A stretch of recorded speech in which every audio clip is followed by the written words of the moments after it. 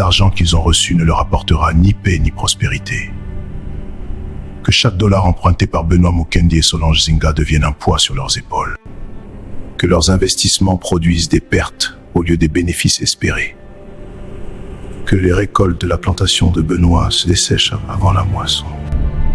Et que les clients de Solange disparaissent peu à peu de son salon comme une fumée emportée par le vent. Que leurs revenus diminuent pendant que leurs dettes augmentent encore et encore. Que leurs problèmes financiers en attirent d'autres. Factures, retards, poursuites, pression et humiliation. Que chaque tentative pour sortir de leurs difficultés ouvre la porte à de nouveaux obstacles. Qu'ils voient leurs économies s'épuiser, leurs biens saisis, leurs garanties perdues, jusqu'à ce que même leur capital initial disparaisse totalement. Que la peur et l'angoisse les accompagnent jour et nuit. Que leurs dettes se multiplient comme une chaîne sans fin, jusqu'à la faillite totale.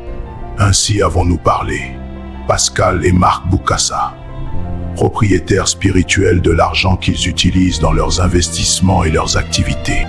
Tant que cet argent restera entre leurs mains, il ne leur apportera ni stabilité ni prospérité durable.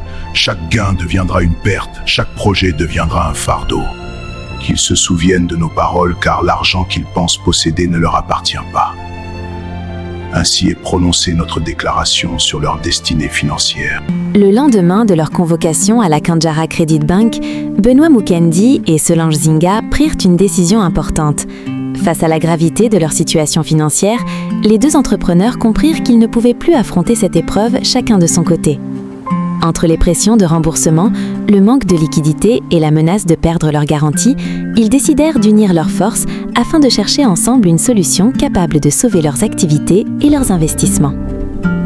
Après plusieurs réflexions, Benoît et Solange choisirent de consulter l'un des plus grands cabinets juridiques de la République de Kanjara, réputé pour son expertise dans les litiges financiers et les affaires de recouvrement bancaire, le cabinet de Maître Kojak Mamba. Bonjour Maître. Convaincus que cette démarche représentait peut-être leur dernière chance d'éviter une catastrophe financière, ils prirent immédiatement rendez-vous pour exposer leur dossier et obtenir des conseils juridiques avant qu'il ne soit trop tard. J'ai déjà reçu et étudié l'ensemble des documents concernant votre dossier avec la Kanjara Credit Bank, les contrats de prêt, les garanties hypothécaires, les mises en demeure ainsi que les avis de transfert au service de recouvrement. Avant toute chose, je préfère être honnête avec vous, votre situation est sérieuse. Très sérieuse même. Lorsqu'un dossier atteint l'étape du recouvrement, cela signifie que la banque considère déjà le client comme étant en défaut prolongé de paiement. Et dans la majorité des cas, c'est malheureusement à cette étape que beaucoup de personnes perdent leurs garanties. Terrain, maison, commerce, véhicules, parfois même leurs économies. Maître, est-ce que cela veut dire que j'ai déjà perdu mon terrain? Non, monsieur Mukendi. Pas encore. Mais le danger est réel. Selon les documents que j'ai lus, vous avez emprunté 1 million de dollars et vous n'avez remboursé qu'environ 240 000 dollars. La banque estime donc qu'il reste une dette très importante, avec intérêts et pénalités. Votre terrain agricole estimé à 500 000 dollars sert de garantie principale. Si aucun accord n'est trouvé dans le délai annoncé de 30 jours, la banque peut demander une procédure judiciaire pour saisir et vendre ce terrain. Et si le montant récupéré ne couvre pas toute la dette, elle peut légalement rechercher d'autres biens à votre nom. Et dans mon cas, Maître? Madame Zinga, votre dossier suit pratiquement la même direction. Votre parcelle familiale de 100 000 dollars est exposée à une saisie si aucune régularisation rapide n'est proposée. La banque veut surtout voir des actes concrets. Elle veut être rassurée que vous avez encore la capacité de rembourser. Mais mon salon ne fonctionne plus comme avant. Les clients diminuent chaque mois. Je ne comprends même plus ce qui arrive. Et moi, maître, la plantation ne produit presque plus. Avant, les récoltes suffisaient pour payer les employés et rembourser la banque. Aujourd'hui, je travaille presque à perte. Je comprends votre découragement. Mais à ce stade, nous devons réfléchir avec calme et stratégie. Le plus grand danger maintenant serait de rester silencieux devant la banque. Beaucoup de débiteurs font cette erreur. Ils disparaissent, ignorent les appels, évitent les courriers, et cela pousse la banque à accélérer les poursuites. Alors qu'est-ce qu'on peut encore faire? Il existe encore quelques pistes de solutions, mais il faudra agir vite. Premièrement, nous pouvons demander une négociation officielle avec le service juridique et le département de recouvrement de la Kanjara Credit Bank. Je peux rédiger une lettre formelle demandant un moratoire temporaire. c'est-à-dire une suspension ou une réduction provisoire des paiements pendant quelques mois afin de vous permettre de restructurer vos activités. Deuxièmement, il faudra présenter à la banque un plan de remboursement crédible. Pas des promesses vagues, mais des chiffres précis, des échéances réalistes et des preuves de revenus possibles. Et si la banque refuse? Si elle refuse, nous pourrons encore essayer une restructuration de dette. Cela signifie étaler les paiements sur une période plus longue afin de réduire la pression mensuelle. Certaines banques acceptent cela lorsqu'elles voient que le client coopère sérieusement. Mais maître, honnêtement, je n'ai plus assez de liquidités. Dans ce cas, il faudra peut-être envisager d'autres options difficiles mais stratégiques. Par exemple, vendre volontairement certains biens secondaires avant que la banque ne les saisisse elle-même. Une vente volontaire permet souvent d'obtenir un meilleur prix qu'une saisie judiciaire. Vous voulez dire vendre certaines choses pour sauver l'essentiel? Exactement. Le but maintenant est de protéger ce qui peut encore l'être. Sauvez vos activités, préservez votre réputation et évitez une liquidation brutale. Est-ce qu'il y a encore une chance de sortir de cette situation? Oui, il y a encore une chance.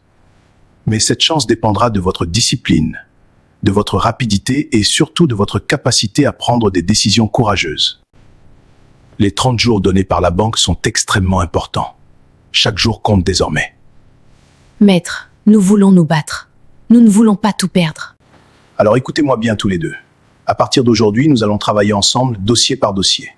Je vais préparer immédiatement une demande officielle de négociation avec la Kanjara Credit Bank. Pendant ce temps, vous devrez rassembler tous vos relevés financiers, vos revenus actuels, vos dépenses et les biens que vous possédez encore. Nous devons montrer à la banque que vous êtes prêt à coopérer et à trouver une solution avant qu'elle ne passe définitivement à la saisie judiciaire. Gardez courage. Le combat n'est pas encore terminé, mais le temps joue contre vous. Maintenant, mettons-nous au travail. Oui, merci de nous donner encore un peu d'espoir. Après leur entretien au cabinet juridique de maître Kojak Mamba, Benoît Mukendi et Solange Zinga quittèrent les lieux avec un mélange d'espoir et d'inquiétude. L'avocat leur avait clairement expliqué que leur situation financière était grave, mais qu'une dernière possibilité existait encore pour éviter la perte de leurs garanties et de leurs investissements. Cependant, cette solution dépendait d'une chose essentielle: trouver rapidement des liquidités suffisantes pour présenter une proposition crédible à la Kanjara Credit Bank. Quelques heures plus tard, alors qu'ils parcouraient les rayons de la Kanjara Supermarket, leurs pensées restaient prisonnières du même problème. Entre les clients, les produits et l'agitation du magasin, leur conversation revenait sans cesse sur le manque de trésorerie qui menaçait leurs activités. Benoît réfléchissait à ses investissements et aux dettes s'accumuler, tandis que Solange cherchait désespérément une stratégie capable de sauver leurs entreprises avant qu'il ne soit trop tard. Solange, je suis très inquiet car mon véritable problème reste le manque de liquidité immédiate. Mes activités ne génèrent plus assez de cash disponible pour assurer la banque. Moi de même, Benoît. Mon salon continue d'avoir des clientes, mais les dépenses se sont accumulées. Si nous voulons éviter que le dossier parte plus loin, il faut leur présenter une proposition sérieuse et réaliste. Oui, peut-être un plan de remboursement progressif, avec un délai supplémentaire pour nous permettre de stabiliser la trésorerie. Et montrer nos revenus actuels, nos activités ainsi que les projections des prochains mois. Il faut leur prouver que nous voulons payer et sauver nos investissements. Exactement. Cette fois, il nous faut une solution concrète avant qu'il ne soit trop tard. Tu as raison, Benoît. Alors qu'ils continuaient à réfléchir dans les allées de la Kanjara Supermarket, cherchant désespérément une solution concrète à leurs difficultés financières, Solange aperçut soudain un visage qu'elle ne pensait plus revoir un jour. C'était le pasteur Arthur Benza, le responsable de l'église évangélique où elle avait fait ses premiers pas dans la foi chrétienne plusieurs années auparavant. Pendant un instant, tous les souvenirs de cette époque revinrent dans son esprit. Mais avec le temps, les études, puis les responsabilités professionnelles et les exigences de la vie d'entrepreneur, ses fréquentations à cette église étaient devenues de plus en plus rares, jusqu'à presque disparaître complètement. Face au pasteur Benza, Solange resta quelques secondes silencieuse, surprise par cette rencontre inattendue au milieu de leurs préoccupations et de leurs inquiétudes financières.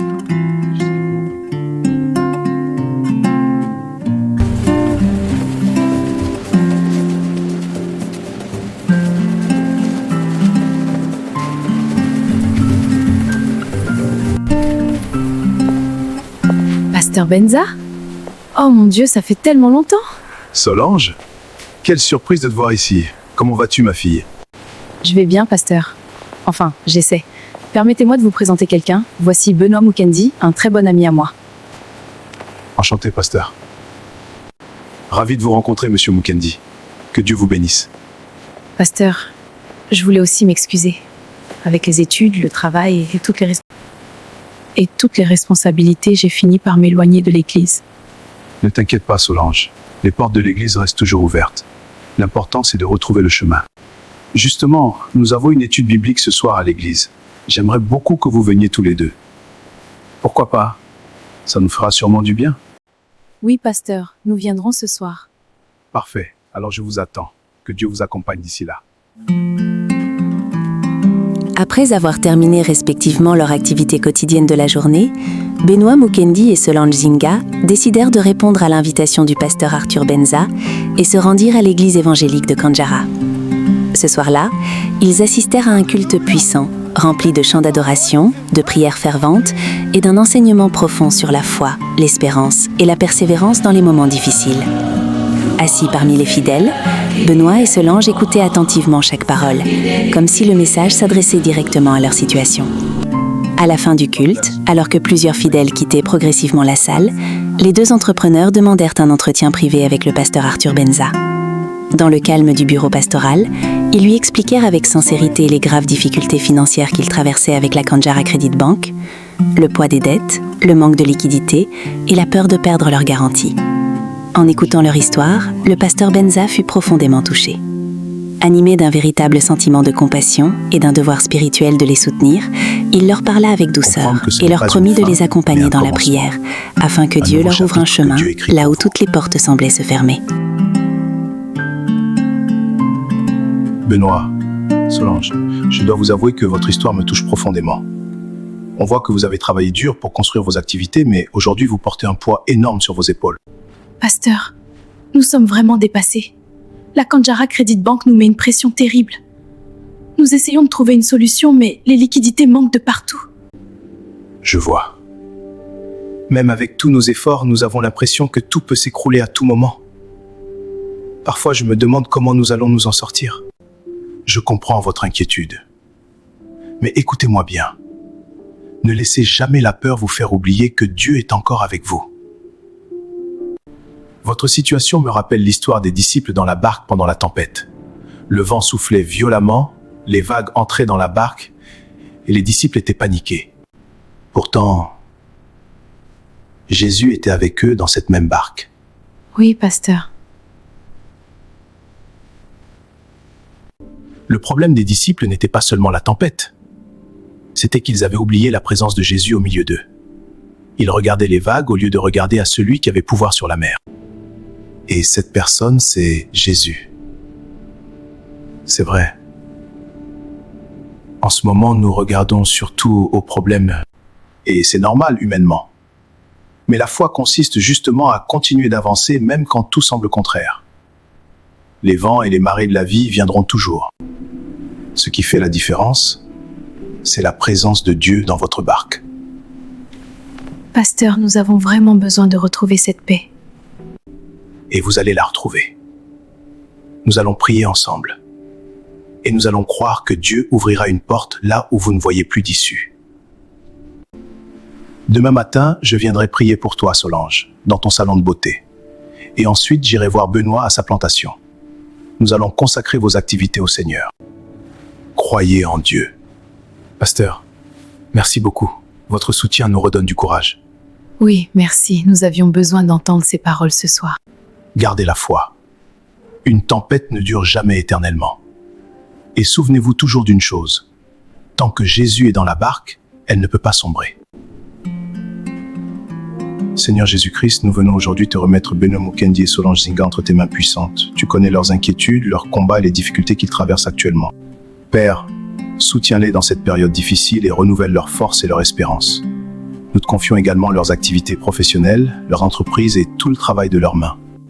Que ta faveur les accompagne, que les portes se rouvrent et que ta paix règne dans leur cœur. Au nom puissant de Jésus-Christ. Amen.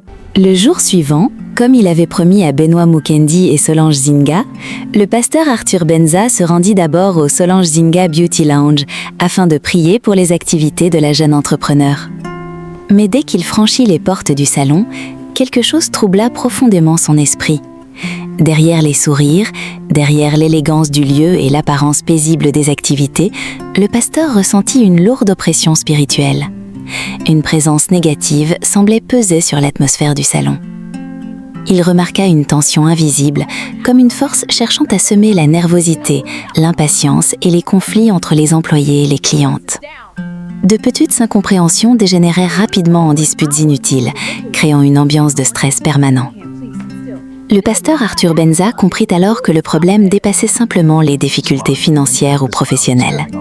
Dans son cœur, il sentit qu'il devait élever une fervente prière afin que la paix, l'harmonie et la faveur de Dieu puissent revenir dans ces lieux de C'est un projet travail. ambitieux, Solange. Mais je crois en ta vision. Merci, pasteur. Votre soutien signifie beaucoup pour moi. Solange, je suis vraiment heureux de découvrir ce magnifique salon. Je vois ici un lieu de travail, de créativité et d'espoir pour beaucoup de personnes. Que Dieu bénisse chaque activité qui se déroule dans ce Beauty Lounge. Père éternel, nous te confions le Solange Zinga Beauty Lounge. Que ta paix, ta faveur et ta protection reposent sur ce lieu. Bénis Solange, son personnel et chaque cliente qui franchira ses portes. Que ce salon soit un endroit de joie, d'harmonie, de prospérité et de réussite. Au nom puissant de Jésus-Christ, je prends autorité sur toute œuvre des ténèbres opérant dans ce lieu. Que toute oppression, toute confusion, toute source de dispute, de nervosité et de division soit brisée maintenant au nom de Jésus. Que chaque esprit de blocage, d'échec, de perte financière et de découragement soit renversé par la puissance du Saint-Esprit. Je proclame la bénédiction de Dieu sur le Solange Zinga Beauty Lounge. Que l'harmonie, la joie, la prospérité et la protection divine remplissent cet endroit. Seigneur, je prie également pour la libération financière du Solange Zinga Beauty Lounge. Que toutes les portes fermées s'ouvrent maintenant. Que les blocages économiques, les dettes oppressantes et les difficultés de trésorerie soient brisés au nom de Jésus. Je déclare une nouvelle saison de croissance, de stabilité et d'abondance.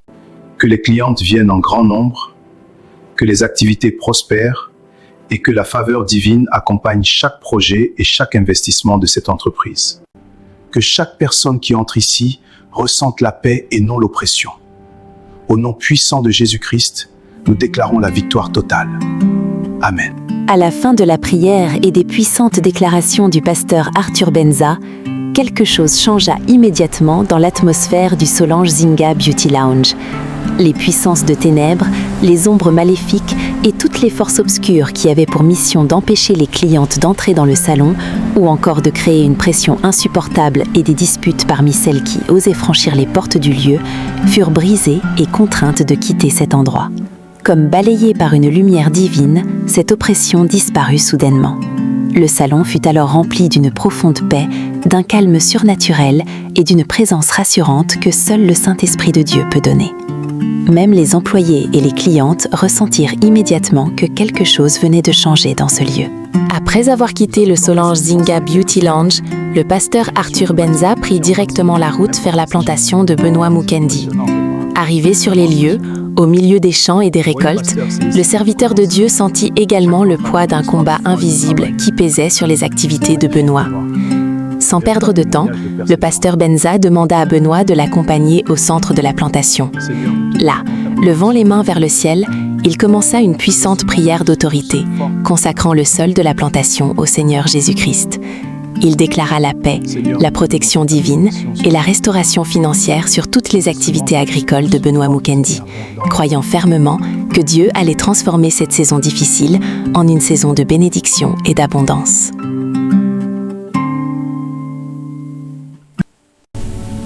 Au nom puissant de Jésus-Christ, je prends autorité sur cette plantation de Benoît Mukendi.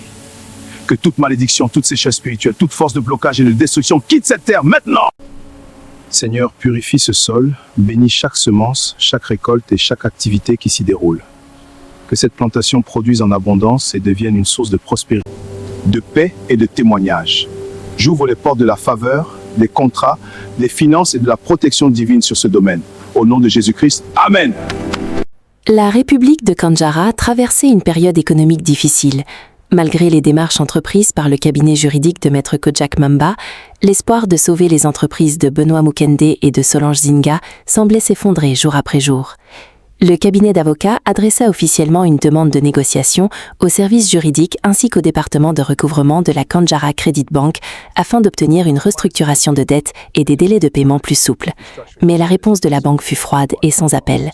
Les responsables refusèrent toute renégociation et exigèrent uniquement le remboursement intégral des sommes dues conformément aux clauses du contrat signé. Face à cette pression devenue insoutenable, Benoît Mukende fut contraint, avec l'assistance de Maître Kojak Mamba, de vendre volontairement plusieurs de ses biens secondaires afin d'éviter des saisies humiliantes. Véhicules, matériel et équipements furent vendus dans l'espoir de sauver sa plantation. Mais malgré tous ces sacrifices, cela ne suffit pas.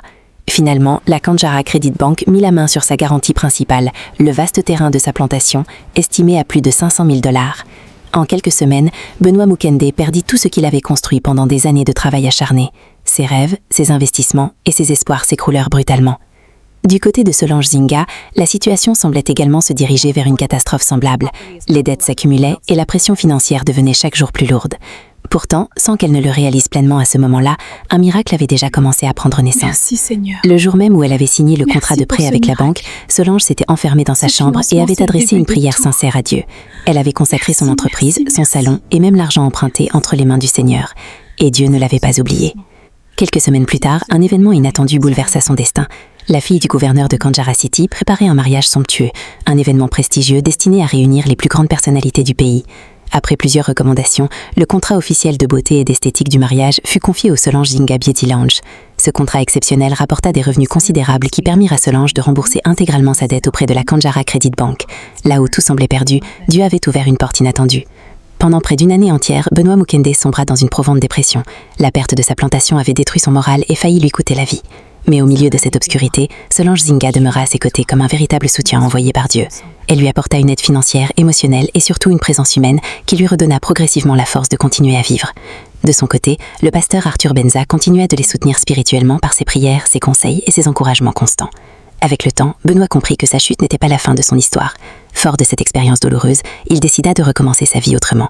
Il se lança dans le secteur de la distribution des appareils informatiques en République de Kandjara. Cette fois-ci, il agit avec davantage de prudence, de sagesse et de maturité. Peu à peu, ses activités commencèrent à prospérer. Les épreuves qu'avaient traversées Benoît Mukende et Solange Zinga rapprochèrent profondément leurs cœurs. Ce qui avait commencé comme une alliance dans la souffrance devint une véritable histoire d'amour. Quelques années plus tard, Benoît et Solange se mariaient, reconnaissant envers Dieu pour le chemin parcouru et les leçons apprises dans la douleur. Quant à la Kandjara Credit Bank, elle poursuivit ses activités comme auparavant, continuant à saisir les biens de nombreux débiteurs et enrichir davantage les frères Boukassa, propriétaires influents de l'institution bancaire, laissant derrière elle de nombreuses familles brisées et des vies détruites.